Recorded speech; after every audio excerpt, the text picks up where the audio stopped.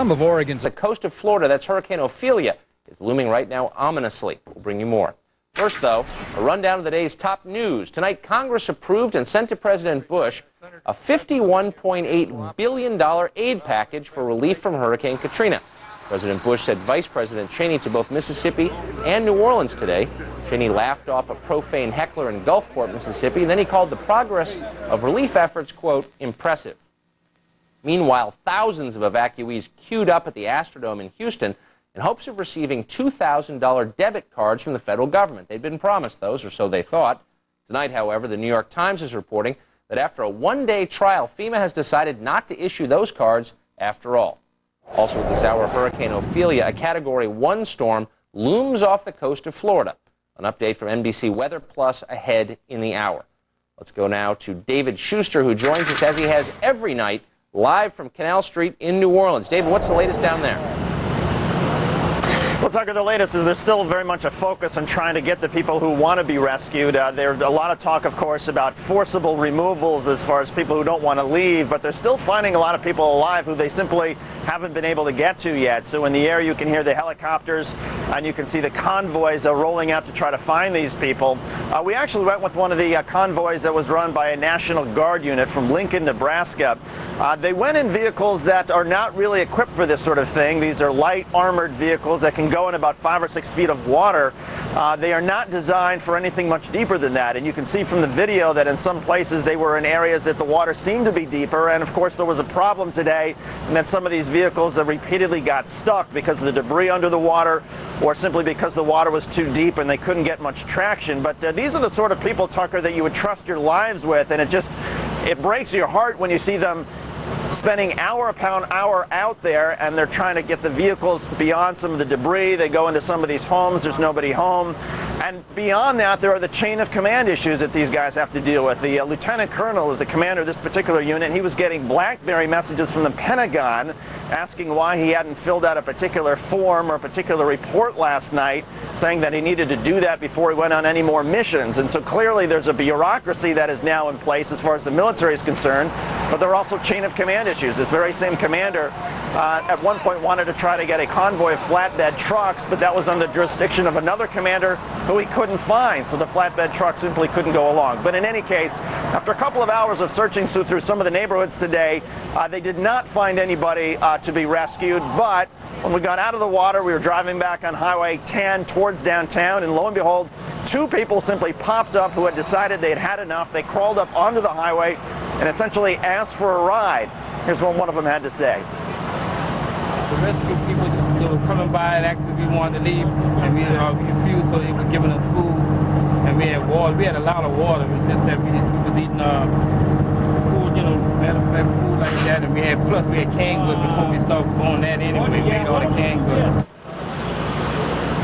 That was Thomas Coleman. He's actually a veteran of Vietnam. He apparently had plenty of supplies, and rescue workers over the last couple of days had been bringing him supplies, and finally said, you know what, I'm going to honor the request that I leave the city. He realized the water wasn't going down very fast and he was running out of materials, but that's how it's been going here, Tucker.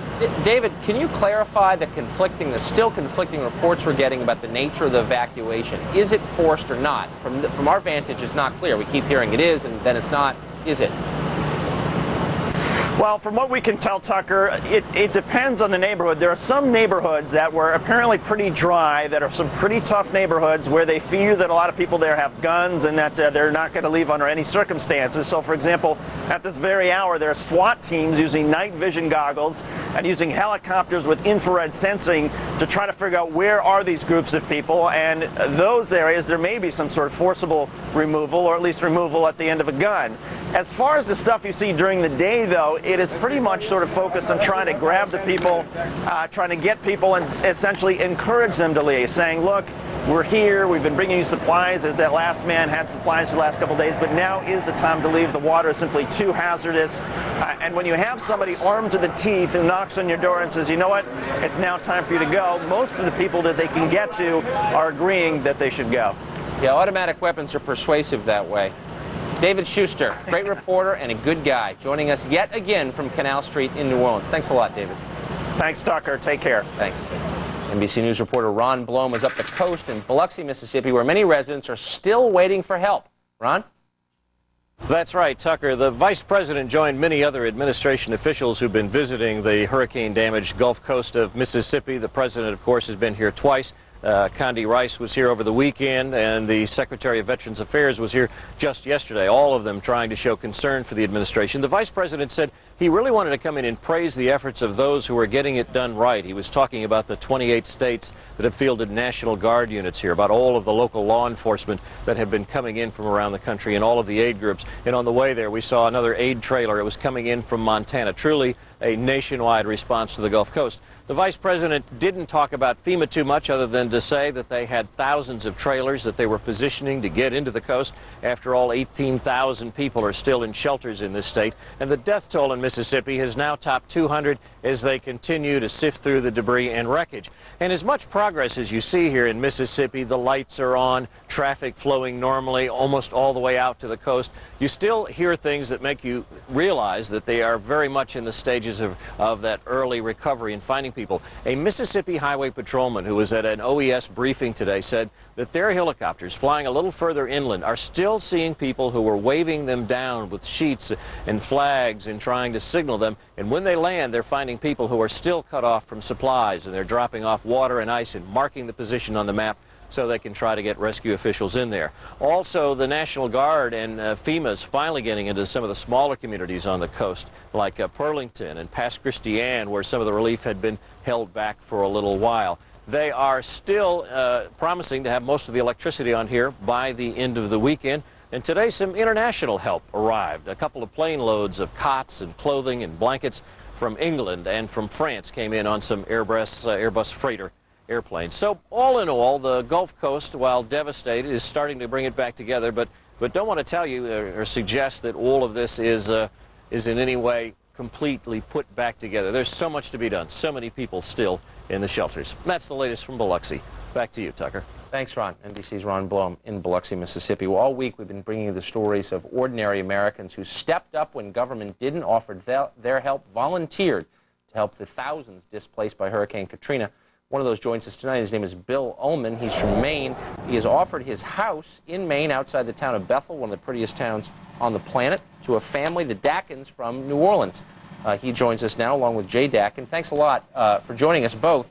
Mr. Ullman, first tell me, how did you, A, decide to do this, and B, find a family in New Orleans to whom you could offer your home?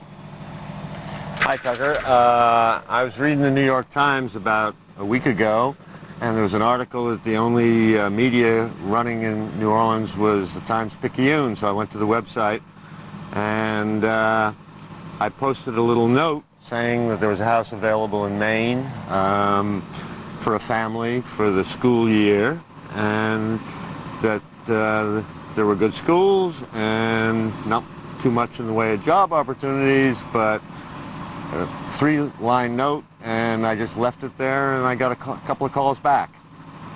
That is amazing. Did you go through authorities? I mean, did government intersect with this process at any point, or was it just you? No, sir. I did that just on my own impulse. And so no one from FEMA or the state of Louisiana or the state of Maine or the White House has gotten in touch with you. You just did this by yourself. That is correct. Good for you. Now, Jay Dackin, how did you hook up with Bill Ullman? My husband and I, the only communication we had with New Orleans was through the internet. And while going on the internet through the services of the hotel, we picked up on the offer and went back to the room, made a phone call, and went from there. Had you ever been to Maine before? Never. So it's sort of Bethel, Maine, or west of Bethel, Maine, where you are right now, is not at all like New Orleans. We're totally out of our climate. So the weather there is about comparable to what, January in New Orleans. How are you liking it? Well, that's what they woke up yesterday morning. It was 49 degrees, and they said, "This is January. Turn on the heat." Now, how many children did you bring with you? How many children do you have? I have one child. She's 13. And she is at Telstar High School, one of the great high schools in the country. Is that right? Telstar Middle School, 7th grade, and yes, it's an excellent school, excellent curriculum. Now, did you, Mrs. Decken, at any point go through the government, or did you just saw the ad and went? Did you talk to authorities? Yeah, my husband and I just saw the ad. We discussed it. Our main priority was trying to get our daughter back to some normality and a schedule. That's what Bill was offering. Basically, after speaking for about an hour, I guess, we were on the same page, and without anyone but our instinct and our will to, rise from all this, we headed out. So when you wake up in the morning and you open your eyes and you realize you're not where you used to be, but you're someplace you've never been before, how do you feel?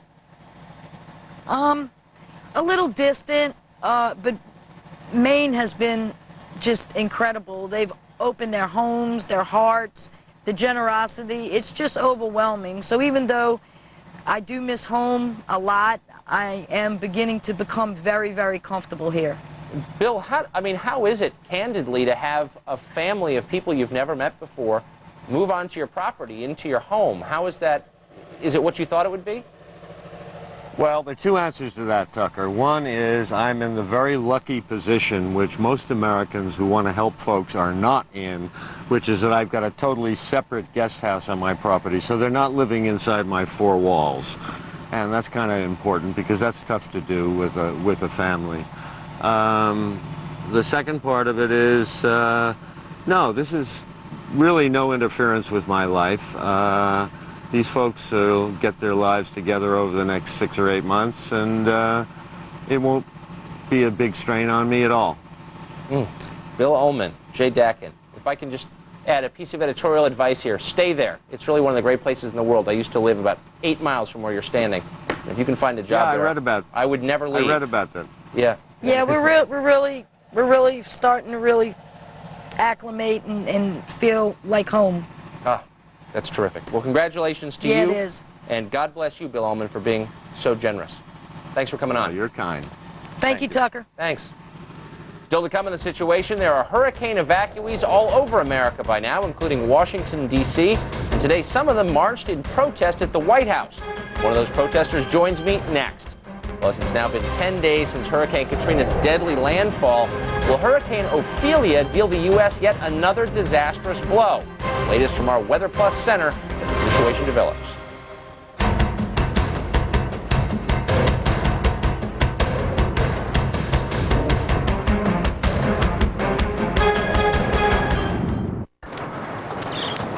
These gardens have the most exquisite Venus flight.